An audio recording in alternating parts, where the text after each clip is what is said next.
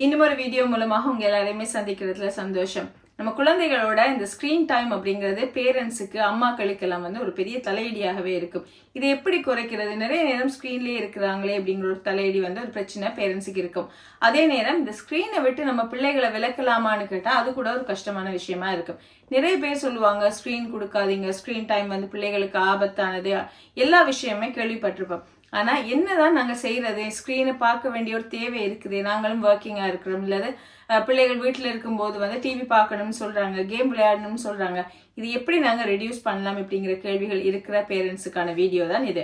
இந்த வீடியோ மூலமாக இதுவரைக்கும் எல்லாருமே சொன்னா அதே பழைய பல்லவிய ஸ்கிரீன் எப்படி குறைக்கலாம் அப்படின்னு இல்லாம இன்ட்ரெஸ்டிங்கான வே மூலமாக நீங்க என்னென்ன விஷயங்களை சேஞ்ச் பண்றது மூலமாக குழந்தைகளோட ஸ்கிரீன் டைமை நாங்க குறைக்கலாம் அப்படிங்கிற புதிய டெக்னிக்ஸ் கொஞ்சம் பார்க்கறதா இந்த வீடியோவோட நோக்கமாக இருக்க போகுது.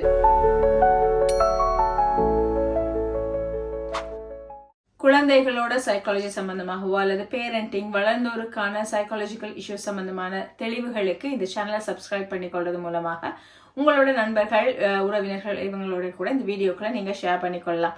இப்போ இந்த இன்ட்ரெஸ்டிங்காக நாங்க எப்படி குழந்தைகளோட ஸ்கிரீன் டைமை மாற்றலாம் அல்லது குறைக்கலாம் அப்படின்னு சொன்னா, பிள்ளைகள் ஏன் அடிக்கடி ஸ்கிரீனை கேட்கறாங்க அல்லது எப்பவுமே அதுல டிபெண்டனாக ஏன் இருக்கிறாங்க அப்படின்னா, அந்த குழந்தைகளுக்கு மெயினாக போரிங்கா இருக்கிறது.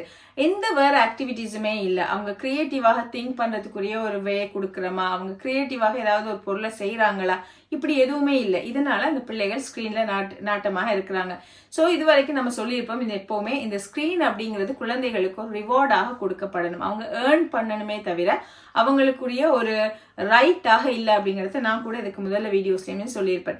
சரி, இப்ப உங்களோட குழந்தைகள் எப்படி இதை ரிவார்டாக அல்லது ஏர்ன் பண்ணி பெற்றுக்கொள்றாங்க அப்படின்னா, நம்ம இவ்வளவு நாளும் ஹோம்ஒர்க் செய்தது பிறகு ஸ்கிரீன் அல்லது படித்தது பிறகு ஸ்கிரீன் அப்படின்னு சொல்லியிருப்போம். நான் கூட சொல்லியிருப்பேன், நீங்க வந்து படிச்சா வந்து மட்டும் ஸ்கிரீனை கொடுங்க அப்படின்னு சொல்லலாம்.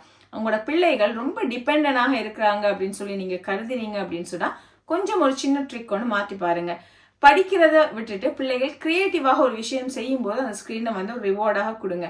ஓகே, இப்போ நீங்க படிச்சீங்க, ஹோம்ஒர்க் செய்தீங்க, ரைட், இப்போ ஒரு பிக்சரை நீங்க கலர் பண்ணி காட்டுங்க. அல்லது உங்களோட பிள்ளையோட ஒரு இன்ட்ரெஸ்ட் இருக்கும் இல்லையா, ஒரு கிராஃப்டால இந்த பாக்ஸை வச்சு ஏதாவது ஒரு பொருளை செய்து காட்டுங்க. இந்த பில்டிங் பிளாக்ஸால ஒரு ஃபோர்ட் ஒன்று நீங்க பில்ட் பண்ணி காட்டுங்க. இந்த பசிலை வந்து முடித்து காட்டுங்க. இப்படி ஏதோ ஒரு விஷயம் கிரியேட்டிவாக அவங்க செய்யறதுக்குரிய ரிவார்டாக இந்த ஸ்கிரீனை கொடுத்து பாருங்க. ஏன் அப்படின்னு சொல்லி கேட்குறீங்களா? இப்படி உங்களோட பிள்ளைகள் பழகும் போது அவங்களுக்கு அந்த விஷயத்துல நாட்டம், இன்ட்ரெஸ்ட் அதிகரிக்க ஆரம்பிக்கும். முதல்ல வந்து அவங்க ரிவார்டுக்காக தான் செய்ய ஆரம்பிப்பாங்க, ஸ்கிரீனை எடுத்துக்கொள்ளணும் அப்படிங்கிறதுக்காக செய்ய ஆரம்பிப்பாங்க. ஆனா நாட்கள் போக போக நீங்க எந்த விஷயத்துல ஈடுபடுத்துறீங்களோ அதுல அவங்களுக்கு உண்மையிலேயே ஒரு இன்ட்ரெஸ்ட் வர ஆரம்பிக்கும். ஆர்ட் அண்ட் கிராஃப்டோ அல்லது வெளியில விளையாடுறதோ, இப்படி நீங்க சொல்ற விஷயங்களுக்கு வந்து இன்ட்ரெஸ்ட் வர நேரம் ஸ்கிரீன்ல இருந்து படிப்படியாக அவங்க வெளியே வர ஆரம்பிப்பாங்க. செகண்ட் விஷயம் தான் வந்து ரீப்ளேஸ் பண்றது அப்படின்னு சொல்லுவோம்.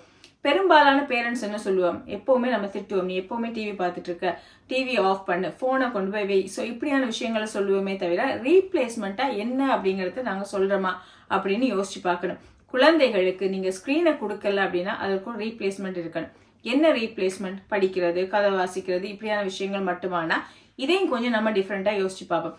இந்த ஜெனரேஷனுக்கு ஸ்கிரீன் அப்படிங்கிறது ரொம்ப இம்பார்ட்டன்டான விஷயமாகவே இருக்குது, இன்ட்ரெஸ்டிங்கான விஷயமாவே இருக்கு.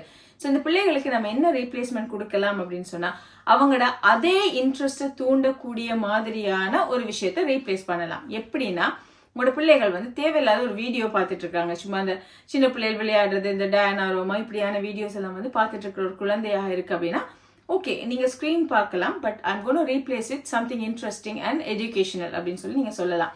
ஒரு சயின்ஸ் ஃபிக்ஷனாக இருக்கட்டும் அல்லது வந்து ஒரு நல்ல ஸ்டோரிஸாக இருக்கட்டும், அந்த மோரல் நீதி கதைகள்னு சொல்லுவோம் இல்லையா, இது மாதிரியான கதைகளா இருக்கட்டும், நல்ல நல்ல ப்ரோக்ராம், இதால வந்து நீங்க ஒரு ரீப்ளேஸ் பண்ணலாம். அப்படி இல்லை உங்க குழந்தைகள் வந்து கேம்ஸ் விளையாடுறாங்க, ஸ்கிரீன்ல வந்து கேம் விளையாட விரும்புகிற குழந்தைகளாக இருக்கிறாங்க அப்படின்னு சொன்னா அந்த பிள்ளைகள் வந்து அந்த சேலஞ்சஸ், அந்த கேம்ல சில நேரம் அடிக்ட் ஆகி இருக்கக்கூடும். ஸோ அந்த பிள்ளைக்கு வந்து திடீரென்று நீங்க ஸ்டாப் பண்ணீங்கன்னா பிள்ளைக்கு அந்த ரெசிஸ்டன்ஸ் வர ஆரம்பிக்கும். அதாவது நீங்க கேமை ஸ்டாப் பண்ணிட்டீங்கன்னா உங்களை எதிர்த்து ஏதாவது செய்ய ஆரம்பிக்கும். பிள்ளை கோவப்படும், டேண்ட்ரம் காட்டும்.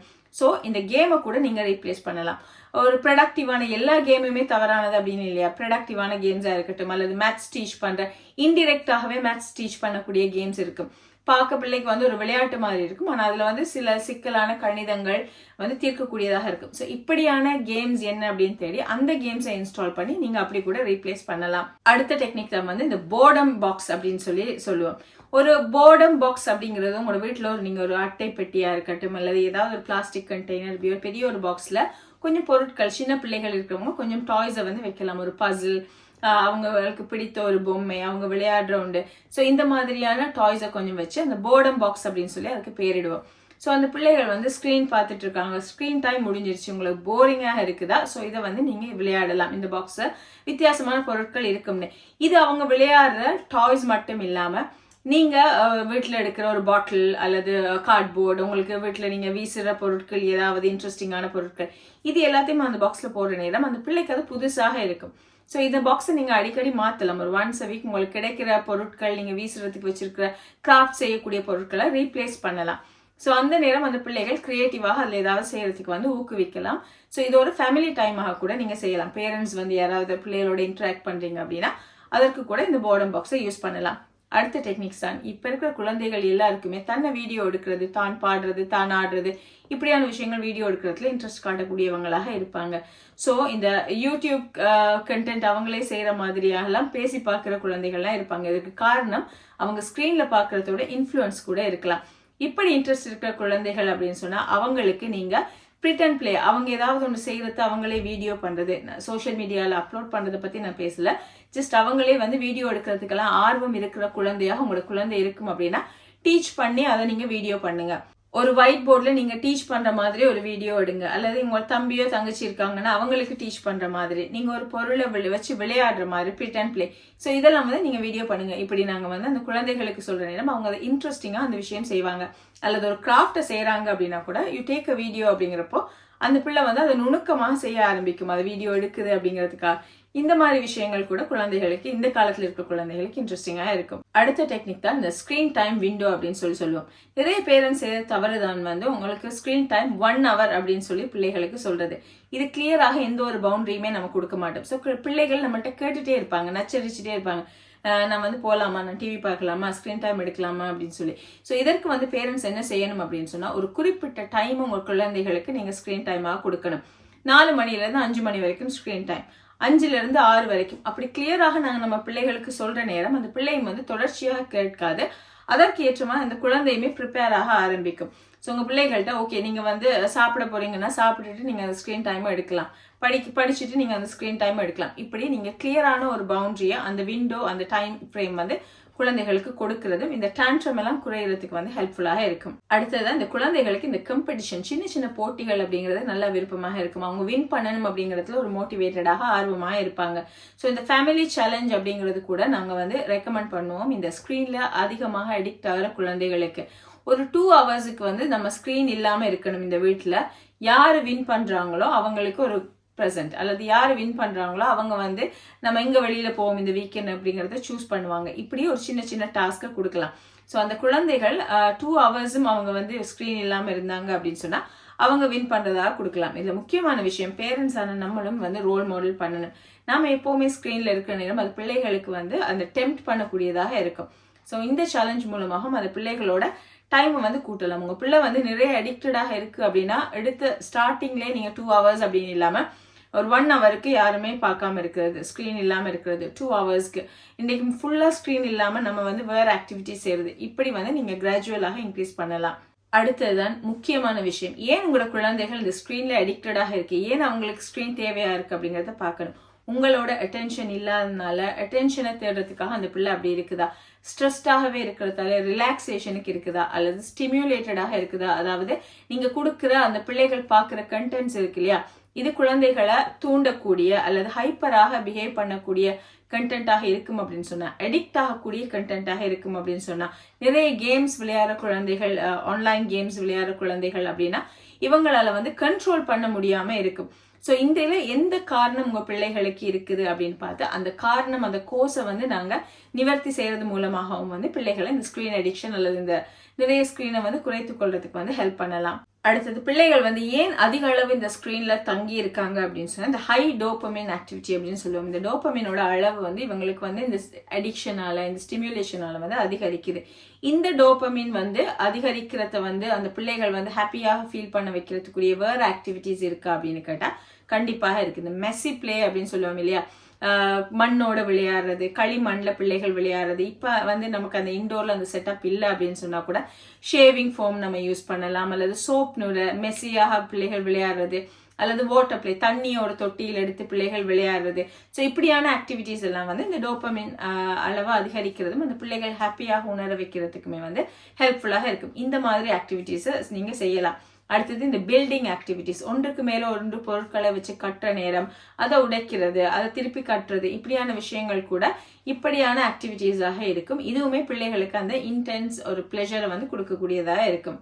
அடுத்தது அவுட்டோர் கேம்ஸ், பிள்ளைகள் வெளியில விளையாடுறதா இருக்கட்டும், ஸ்போர்ட்ஸ்ல ஈடுபடுறது, ஃபுட்பால், வாலிபால், பாஸ்கெட் பால், இதுல எல்லாம் ஈடுபடுறது, இப்படியான விஷயங்கள் பிள்ளைகளோட எனர்ஜியை ரிலீஸ் பண்ணும்போது இது கூட குழந்தைகளுக்கு ஒரு ஆனந்தத்தை கொடுக்கும். ஸோ இதுவுமே ஸ்கிரீன்ல இருந்து விலக்கி இருக்கிறதுக்கு ஹெல்ப்ஃபுல்லா இருக்கும். ஸோ உங்களால முடியும் அப்படின்னு சொன்னா இந்த மாதிரியான விஷயங்கள்ல குழந்தைகளை இன்வால்வ் பண்றது இம்பார்ட்டன்டாக இருக்கும். அடுத்தது மியூசிக் அண்ட் மூவ்மெண்ட், அதாவது இசையோட சம்பந்தப்பட்ட பிள்ளைகள், நல்லா பாடக்கூடிய அல்லது வந்து மியூசிக் கேட்கிற குழந்தைகள், மூவ்மெண்ட், டான்ஸ், ஜிம்னாஸ்டிக், இந்த மாதிரி உடலை வந்து மூவ் பண்ணக்கூடிய ஆற்றல் இருக்கிற பிள்ளைகள், அதற்குரிய பயிற்சிகள் எடுக்கிற பிள்ளைகளுக்கு கூட இந்த ஹாப்பி ஹோமோன்ஸ்ன்றது வந்து அதிகமாக இருக்கும். இந்த பிள்ளைகள் வந்து ஸ்கிரீனை ரீப்ளேஸ் பண்ணக்கூடியவங்களா இருப்பாங்க. ஸோ இந்த விஷயத்தையுமே நாம கருத்தில் கொள்ளலாம்.